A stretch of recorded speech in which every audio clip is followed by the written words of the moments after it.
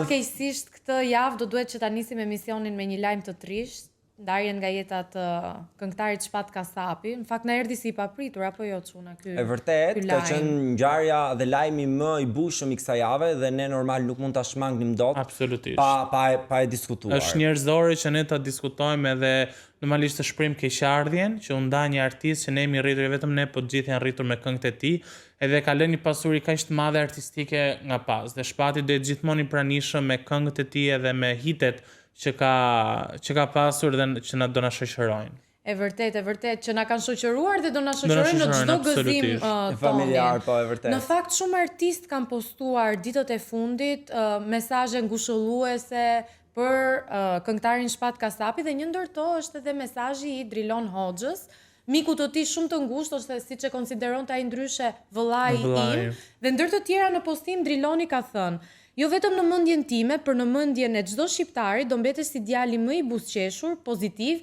i kulturuar që un kam njohur ndonjëherë." Dhe pikërisht për këtë arsye ne do të kemi një lidhje telefonike me Drilonin për të biseduar pak më shumë rreth gjithë situatës dhe se si e ka përjetuar vetë ai këtë ndarje tragjike nga jeta. Regjia, na mundsoni lidhjen me Drilonin? Drilon, si e? Mirë, si e në? Mirë dhe ne. Dëgjoj Drilon, ti ke cituar për këngëtarin e ndjerë tashmë Shpat Kasapin që e ke pasur vëllat. Çfarë marrëdhënie keni pasur ju të dy me njëri tjetrin? Po ja ti e the vetë, vëlla, që du të the më shumë se kaq. Kam pas marrëdhënie shumë të afërt me të. Me të drejtën nuk është se edhe në këto momente që po flasim se është bërë kështu se kush del flet, jo, po nuk është e pabesueshme, në fakt është e pabesueshme për gjithë shqiptarët për këtë ngjarje, jo vetëm për ne që ishim afër ti. Marrëdhënia ime ka qenë shumë e afërt me Shpatin. Drilon, a e kujton bisedën e fundit që ke patur me të? Po, patjetër. Ishte që do jeshim në Firenze me filmin Danita do vi dhe unë, se gjithmonë Shpati më suportonte në shfaqjet që unë jepja, gjithmonë e kisha afër. Drilon, çfarë ke mësuar tjetër mbi këtë ngjarje tragjike? Kam mësuar asgjë, vetëm se jam shokuar. Më kanë telefonuar dhe dje me të drejtën për lidhje kështu për televizion e gjëra, po nuk kam qenë si jemi drejt. Edhe tash që po flas prap e ke parasysh është ajo dallohet dhimbja, po. Po. Ke arritur Drilon të bisedosh me ndonjë familjar të ndjerit? Nuk kam arritur akoma për momentin sepse presim që të vijë trupi. Është jashtë. Dhe në këto momente si duhet të komunikojmë me ta, domethënë është një dhimbje që nuk e di. Domethënë kur jemi ne të shokuar, imagjino si mund të jetë familja në këto momente. Drilon, dhe një pyetje të fundit, sepse dhe ne nuk duam të mbajmë shumë. A ke informacione se kur do të kryhet ceremonia mortore? Akoma nuk kam informacion të saktë, po edhe unë jam pritë këtij informacioni. Është ende pranë në procedura e sipër, ende nuk janë kryer të gjitha procedurat për ardhjen e trupit në vendlindje? Tashin me persona që kanë folur që janë të afërt fare, më këtë gjë kanë thënë që jemi në pritje dhe do të njoftojmë, ka thënë, edhe unë jam në pritje, nuk se kam ndonjë informacion. Drilon, po a ke qenë ti në dieni që Shpati ka pas probleme shëndetësore më përpara, apo çdo gjë ishte okay? Jo, unë nuk kam pas dieni për këtë gjë, por e shifja domethënë që edhe kur thoja ndonjëherë që kam ngarkesë, kështu ishte person që ishte i kujdesshëm, thoshte jo, po shkojmë, vizitojmë sepse na ngarkesa e punës së gjëra, ngarkesë psikologjike të ne. Edhe vija re që edhe për vetëm dhe kështu ishte i kujdesshëm gjithkohon, po nuk kam ditur gjë që të ketë pas ndonjë. Nuk persevuante nga ndonjë sëmundje që të thuash ky ishte shkaku. Sepse një mik i tij në një intervistë ka cituar që Shpati ka qenë dhe në mjekim, pra mjekohej me një ilaç të cilin e kishte marrë nga Maqedonia e Veriut në Itali. Nuk për këtë s'kam informacion për këtë gjë, se gjithmonë ku kemi qenë bashkë nuk është nuk është diskutuar kjo gjë. Ka qenë gjithmonë energjik, pozitiv, nuk di çfarë të them, domethënë vetëm për këtë gjë që se Pra dhe nga ana psikologjike ai në sytë e tu nuk ka qenë i rënduar. tash të rënduar jemi të gjithë, nuk është vetëm ai, se me vendin që jetojmë ka ngarkesa çdo ditë, por që në ngarkesë që kemi pas ne, mos them që ishte pjesë e grupit që ne na motivonte, nuk ishte kupton që të motivonim në atë. Domethënë ne kishim ngarkesë dhe ai thoshte që jo, prit se kjo është okay, ishte i qeshur, energjik. Domethënë nuk më jepte, domethënë që të mendoje që mund të kishte ai shqetësim ai.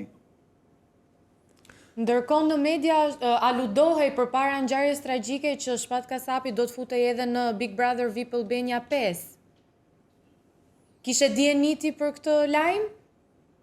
Dhe diku isha dhe diku, sepse edhe mua po më fliste për diçka. A e kishte me shumë qef hyrje në Big Brother?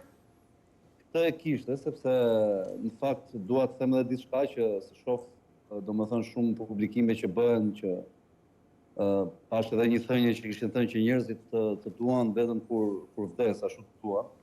Shpati kishte pak si boshllok këtë gjën që sepse diskutonin bashkë shpeshherë për projekte që nxirrnin si unë dhe ai që nuk kishim suport nga njerëzit përveç se idhin balt dhe domethënë që ku jetojmë në një vend që presin të vdesësh që të japin merita. Të japin merita.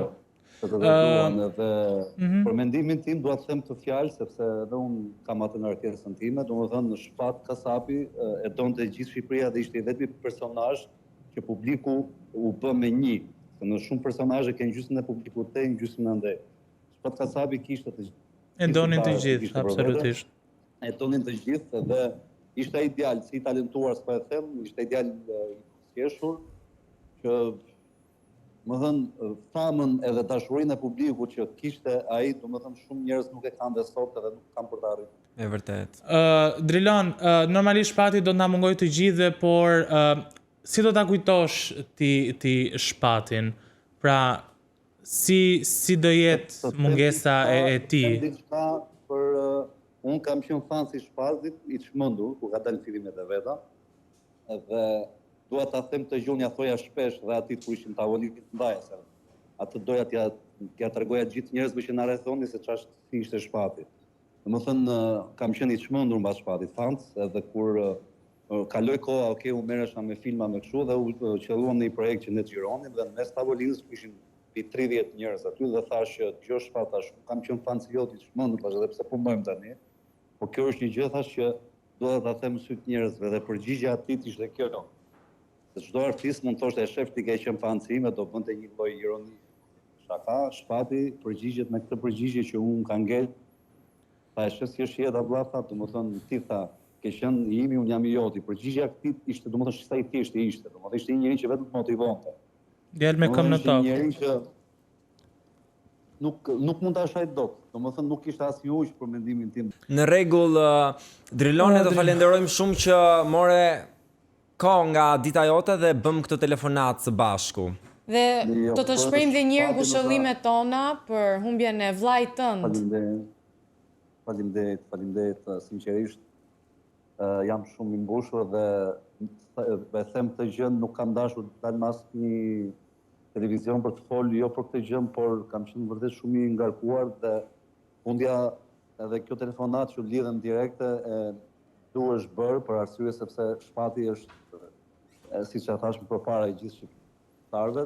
Absolutisht. Duhesh kjo lloj informacioni dhe unë e vlerësoj që ju Edhe ne vlerësojmë shumë Drilon, edhe të falenderojmë për kohën edhe për gjitha informacionet që ndave me ne. Faleminderit. Faleminderit edhe juve. Ándale!